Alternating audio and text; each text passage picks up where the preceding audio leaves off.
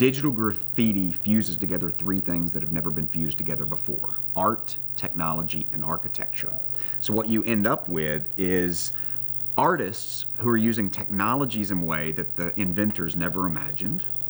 You have art being displayed on architecture and in interacting with architecture in a way that the artists never imagined, right? And then of course you have the architects who designed the home and never anticipated that there would be art layered on top of it. So you've really got three distinct groups: the architects, the technology guys, and the artists. They're each bringing something to the puzzle, but they don't know necessarily how it all comes together. When we're starting with that fundamental aspect of interactive media being architecture, that when you have that intersection of artist vision with an audience that's walking through it, that all kinds of that magic that people have been hearing about,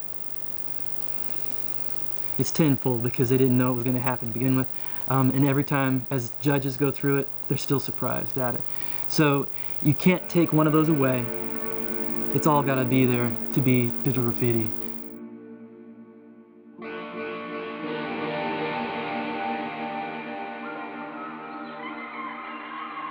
So that's the interesting thing about the festival, is you get some really diverse entries. We have one that it almost looks like, because of the way it's animated, it's like lava flowing out of a chimney and across the house. Everything from 5-second looping images that's almost just like a living painting that's slightly moving, you know, like if you're in a gallery, to short films and to 6 and 7 minute loops of abstract imagery.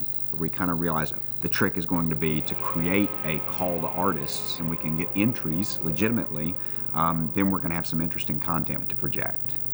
And it seemed like the perfect fit for the idea that I had in mind, because the juxtaposition of an urban landscape with this idealistic landscape that I was trying to conjure seemed just like the absolute perfect fit. In the piece, a flock of seagulls flies across a beach, and rather than obscuring the image of the beach, the seagulls are actually what reveal the landscape behind.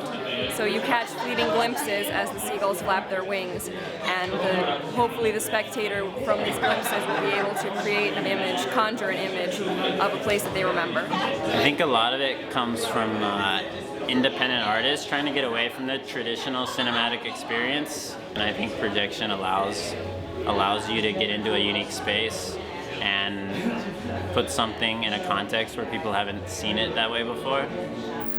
Well, what you find is that you have artists who have created these pieces, sometimes just for pure artistic expression. There's no natural home for most of this stuff except on YouTube, and some of it is abstract, some of it's mathematical, some of it's conceptual. We receive entries from artists all over the world. We receive entries from China, Israel, Argentina, Singapore, Russia, Australia, Thailand, Cambodia, Poland, Europe, all over Europe, Africa. We literally have artists coming in, flying in as well. You know, we have artists this year from France and Italy, for example, who came specifically for the show.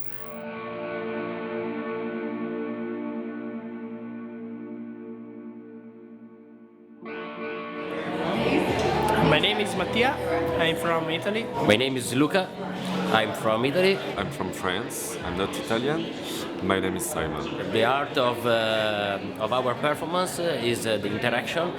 One dancer will interact with the projection. It's really abstract, and it's going to be an entire wall covered by a projection, and my body will be changing the shape or the movement of the projections. We can render live a facade of a building that was static usually. Nothing else. You have to see it. Jason Comer, the town founder, was really keen on coming up with an annual event that would help put Alys Beach on the map.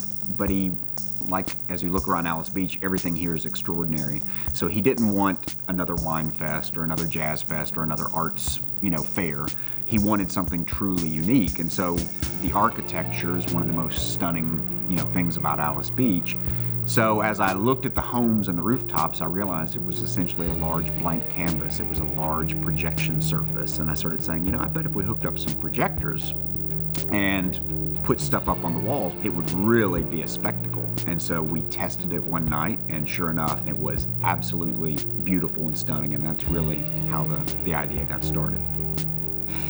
When you ask folks around here what digital graffiti is, it's about a party. And I don't think that it's a bad thing at all to couch having this cultural impulse inside of it. It's unique because it feels like you left the country. It's unique because you didn't. It's unique because you're seeing the world. All right here, you didn't have to go very far, and you end up in this sort of cradle, Kaliza pool, where everybody gets to just open up. Essentially, you're walking down pedestrian pathways with 2- and 3-story high abstract images teasing you and unfolding on the walls of this town called Alys Beach. And it's not only an architecturally stunningly beautiful town, but when you layer on top of this white canvas this digital art that's constantly in motion, it really takes your breath away.